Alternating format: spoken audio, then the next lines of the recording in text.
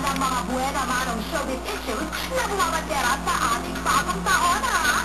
At buti na lang, ang imbuti na lang talaga ang taga-showbiz central tayo. Dahil ang mga nakakawindang ng mga kontrobersyang bumigimbal sa showbiz arena, dito yung exclusive at buong-buong magsasagap.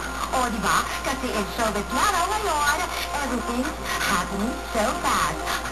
Ang batang PX magiging daddy na ng baby ng first ultimate survivor. Simula pa lang mukhang very interesting na ang taong ito, ha? I feel the conflict, the pain, the shame, the return, the truth, the lie, and everything in between. Oh yes, it's gonna be so very sexual. Magandang hapon mga taga-showbiz central, sa mga tao dito sa studio, at sa kanilang mga bahay. Go ang ating mga taga-showbiz central. 2008! Paano naman hindi? Unang episode ng 2008 at syempre, matinding pasabog po ang ating showbiz central para sa inyo. Unang-una na, ang bulaga sa atin na pagbubuntis ni Jeneline Mercado. Nagsalita na po si Jen at si Patrick tungkol sa pagbubuntis ni Jen. Pero ngayong hapon na magsasalita ng live si Patrick Garcia at dito lang yan sa Showbiz Central. Patrick Garcia, nagpapasalamat ang buong showbiz kay Patrick at saka kay Jenna. Umamin sila kasi may nag-uusapan tayo this week. May mga laman ng mga magazine, sa mga tabloid na may nag-uusapan ang mga nagtatrabaho sa beauty parlor. Ang gusto ko rin malaman ngayon, kailangan masagot ko niya Patrick dahil makakasama natin siya live. Ano ba yung naging reaction nila na hindi pumayag kaagad yung West na ipakasal silang dalawa? Nagpunta lang sila sa Makati City Hall at apparently hindi ganun kabilis pala ang proseso. Kailangan palang i-raffle muna para Christmas party. Mahabang proseso talaga yan. At saka, binigyan sila ng payo nung dapat yung justice na magkakasal supposedly sa kanila na pag-isipan muna. Gusto ko malaman ang reaction nilang dalawa na udlot ang kasal. Wala ko naman, Sweet, ang gusto kong malaman yung tungkol dun sa bagong proyekto nila dito sa GMA7. Kasi mga kapuso, kung hindi nyo nalalaman, itong si Patrick at si Jeneline, nagsimula na po sila mag-taping para sa isang drama-rama sa hapon na telenovela. Nakapag 2 taping days na sila at nakapag-pictorial na rin. Pero all of a sudden, they opted to quit para nga bigyan ng priority itong pagbubultis ni Jeneline.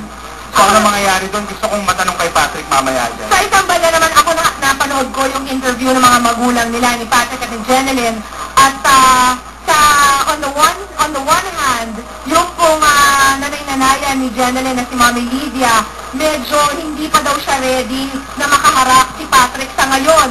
At ang tatay naman niya, medyo naawa ako, siya pa yung iyak ng iyak. Ang tatay ni Jeneline na si Tatay Roger, Yes. parang hindi nga And siya... Jeneline is also the breadwinner of the family. So talagang mabigat to para sa pamilya ni Jen. At mamaya malalaman natin ang buong saloobin ng mga magulang nilang dalawa. That's right. So dito lang po kayo dahil live po ang interview namin kay Patrick Garcia.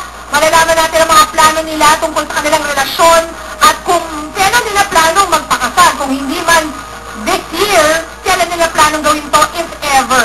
Dito lang po kayo sa Showbiz Central. Mercado at paninindigan ito ni Patrick Garcia live na live. But because there are many takes to a story, We're giving you the hottest issue, all the sides, all at once. Paano ito makaka-apekto sa showbiz career ng hottest love team ngayon? Lalo ba't meron daw silang ginagawang bagong telenovela ngayon? Wala kami disappointment talaga kung tutusin kasi ito na yung pinaka-break supposed to be niya sa kanila ni Jeneline. Kamustahin din natin ang mga magulang ni Jeneline at Patrick. Paano nila tinatanggap ang pagsubok nito sa buhay ng kanilang mga anak?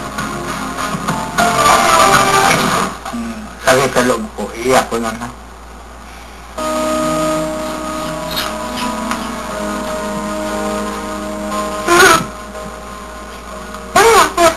Will be desperate, pero hindi yung sasaluhin. Naghinayang, nagalit ako kay Patrick. Ganun. Hindi ko may pagkakaila. Kung ginawa naman nila yun, sana nag-ingat sila. at sa aming pagharap mamaya kay Patrick Garcia, aalamin natin ang damdamin ng isang lalaking biglang aako ng malaking responsibilidad. Handa na ba siya sa mga malaking Garcia na ba ang tatambad sa atin? At maaari rin kayong maghatid ng inyong mensahe at katanungan kina Patrick at Jen. I-text lang SC Space ang inyong nais ibarating at isend sa 2344 or 367. Jeneline and Patrick, 2008's first newsmakers. The past that brought them together, the present that they live, and the future that they hope for. Future that they hope for. Exclusive! Tutukan mo! That's right, 2008! Matapos ka na Wow! dahil. Alam mo, speaking of the New Year, Rufa, may unang-una, congratulations to Desperada. Maraming salamat po sa very inyo. successful. Nag-showing pa rin po siya. Ayan. That's right. Okay. Of course, mga kapuso, Angelica De La Cruz, Wow! dito, Yeah! was formally welcomed sa GMA kanina sa SOP, pero mas matinding welcome home party ang handa natin dito sa andun kanya sa dahil, backstage. there she is, sa Yes, backstage. so pretty. Ang ganda ng handa natin sa kanya dahil uupo siya sa hot seat, of course, with the central jury, and I'm very, very excited. Grabe, talagang matagal na nawala si Angelica sa Kapuso Network, kaya marami tayong gustong itanong sa kanya. Talagang kung ang killer question, talagang handang-handa na ang tanong. Ang simula ng taon, isisilba niya o i-reveal. At talaga nang kasigaw ng mga tao. At siyempre, may mga bago rin tayong update sa pinaka-controversial na istorya ng Showbiz Central. Tutukan niyo. Ito ang mga imaheng gumimbal sa showbiz noong 2007. Ang pagtangis na mag-inang Royet Padilla at Eva Carino. Natatakot din siya sa ako. Ano pinalga ako? Lahat ginawa namin para sa'yo. Hindi ka ko magkulang. Ang sama ng loob nila sa isa't isa na nag-ugat papilitan daw na pagpapasok sa rehab ng ina sa kanyang anak. Ang video diary ni Sandra Belleza, kung tapang na inilantad ng dating matinee idol ang kanyang pakipagsapalaran dito at sa Amerika laban sa isang malubhang sakit. Ngayong 2008, nagbago na ba ang ikot ng kapalaran para kina Royet at Granreb? Ang aming nakagulat na exclusive update sa kanilang kwentong umanig sa inyo. Exclusive, tutukan mo. Alright mga kapuso, nakikinig sa DCWB at nanonood ng GMA Pinoy TV. Si Gwen Garci po ang unang sasalang sa Don't Lie to Me ngayong 2008. Naku, abangan niyo yan kasi meron sa mga revelasyon na mabubuking ngayong hapon. Kaya kung ako kay Will Devon, kay Sabiba Hande, at saka kaya Andrew Wong, manonood ako ngayong hapon. At maliban pa kayo sa Gwen Garci, maraming pa tayong bagong pakana. Nabibigyan ko kayo ng sample, and something like this, and like that, and like that. Kung ano yan, tutukan mo. Nagbalik si Angelica De La Cruz sa itinitibok ng kanyang puso. Kayanin ba niya ang central jury and the killer question? May bagong-bago na abangan sa Don't Lie to Me. It's the hottest grade na una yung sasayuan dito sa Showbiz Central. But first, remember Rita Avila's painful experience sa isang spa? Our exclusive photos don't lie. Pasa-pasa at bumakas na ang spinal column ng actress matapos yung kumasahe sa isang spa sa Maynila. Now, she won't take this lying down dahil lalaban na si Rita Avila. Ang akin lang po para saan pa ang lahat ng pinag-usapan natin kung wala rin po kayong ginawa. At tutukan mo rin ang mga glamorosong eksena sa laging kontrobersyal na Metro Manila Film Festival Awards kagabi. Sino ang mga winners ng trophy at ng aming survey kung sino ang may pinakamahal na outfit kagabi. Tutukan mo.